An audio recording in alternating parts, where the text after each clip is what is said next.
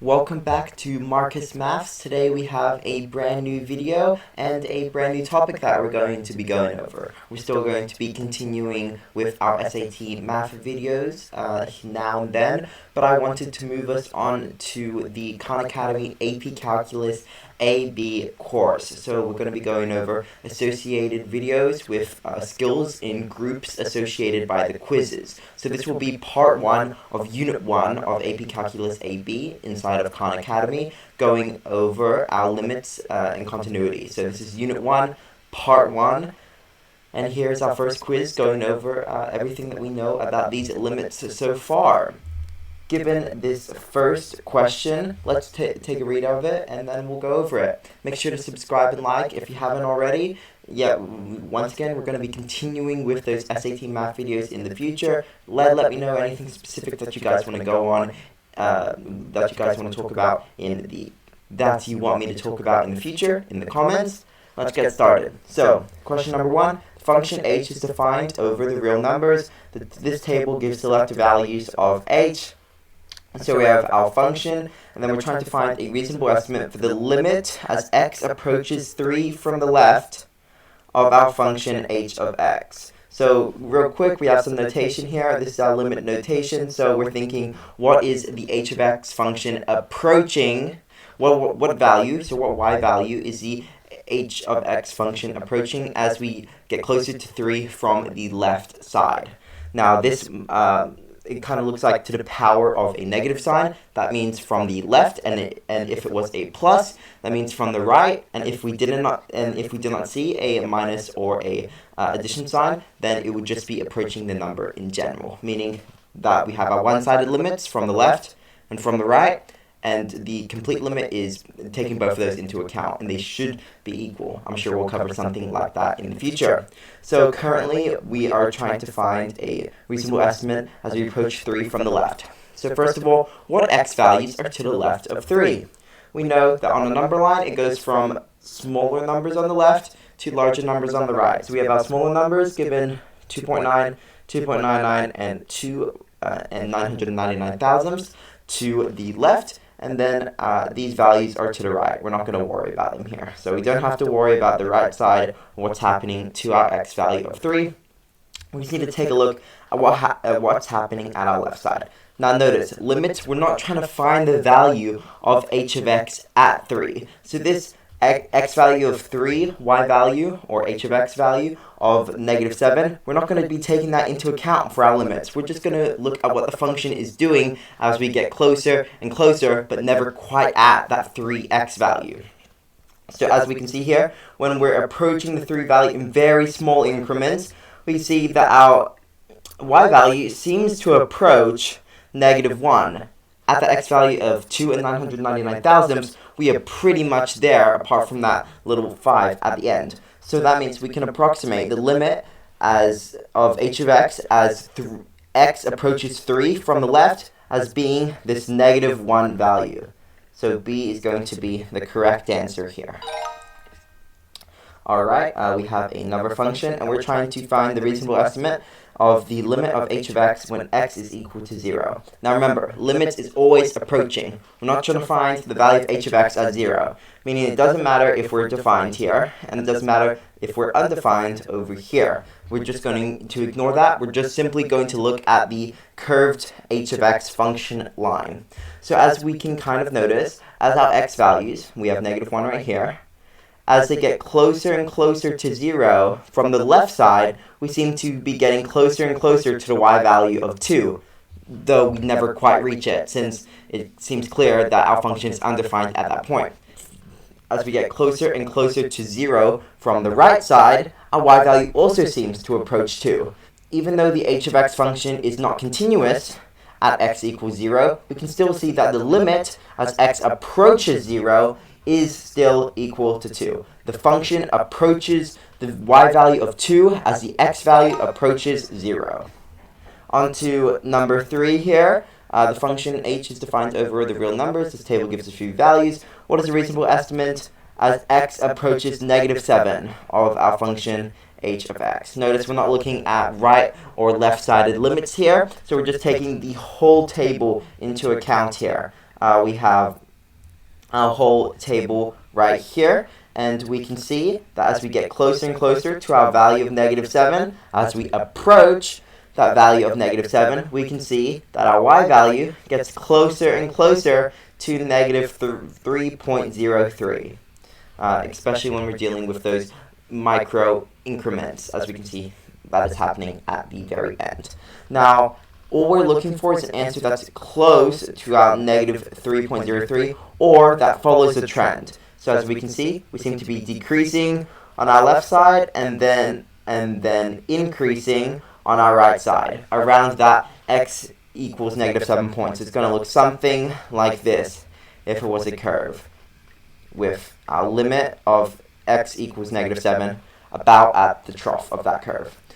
So that means our limit should be close to -3.03. -3 might also be a reasonable value to estimate to. All we need to do is follow this pattern, because our -6.99 and our -7.001, they are probably around, but not exactly at that x equals -7 value. So as x approaches -7, we can conclude that our y value would approach -3.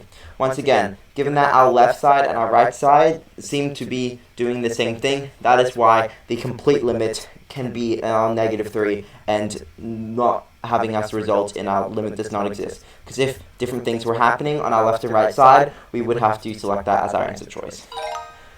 Okay, moving on to question number 4. We're trying to find the reasonable estimate for the graph of f of x as we approach the x value of 4.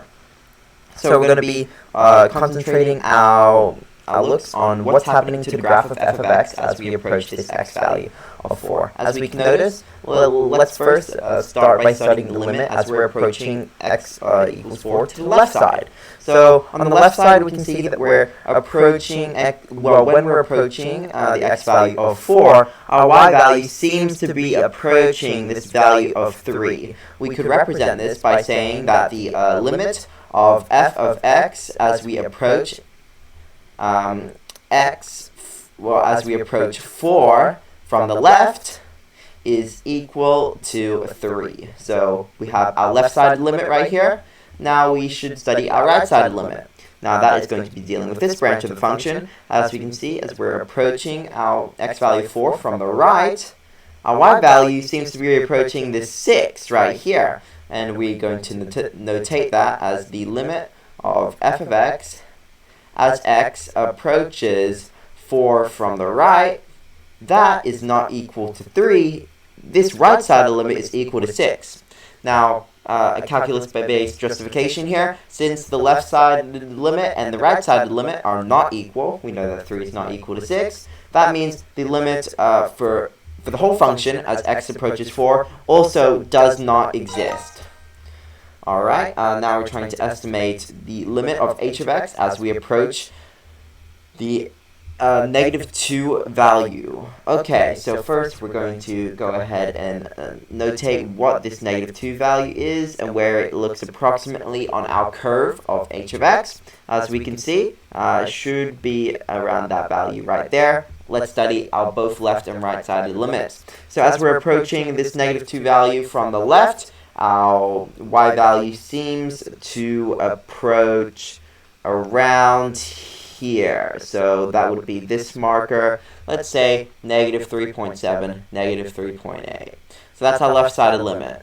The limit of h of x as we approach -2 from the left is -3.8. Now let's study our right-sided limit. You can notice that the curve is continuous at x equals -2, meaning that our left-sided and our right-sided limits are going to be equal here. But let's just prove that. So our right-sided curve, as we approach -2, it looks to be approaching the same value of -3.8. Since our left-sided limits and our right-sided limits are equal, we can set the reasonable estimate of this limit at -2 to be equal to -3.8. Alright, last question. Considering our 3 graphs, which graphs agree with the statement of the limit of g of x as x approaches -3 from the right is equal to -2. So lots of information here. Let's kind of break down what we're going to be trying to look for and our three graphs A, B, and C. So first of all, we're going to take a look at the x value of -3, specifically -3 from the right. So as our graphs, all called g of x, approach this value of -3 from the right, we should see them approaching the y value of -2. So that's what we're going to be looking for. Let's take a look at graph A here. So first of all, we're going to go to the x value of -3, which is right here. Alright, now we're going to take a look at the curve from the right. And as we can see, from the right, the curve is approaching x equals -3. And we can see here that the limit, as g of x approaches -3 from the right, it is not -2, it is +2 for graph A, meaning that answer choice A is not correct. Let's take a look at B. So remember, we're looking at -3 from the right side, so we're going to be looking at this part of the curve for B. As we're approaching -3 from the right side, our y value seems to approach -1, so that obviously differs from the -2 that we're looking for. Now let's see C over here. We're once again looking at the right side of the graph. The right side of the graph would be this leg right here. And as we can see, as the right side of the graph approaches -3, the y value seems to approach 4, meaning that the right side limits of either of these three graphs, they do not seem to be equal to -2, meaning the correct answer here is none of the above. Alright, so that is all that we had to go over for this first calculus lesson. We're going to be keeping up with these math videos. Make sure to subscribe for future videos. I'll hope to see you then. Goodbye.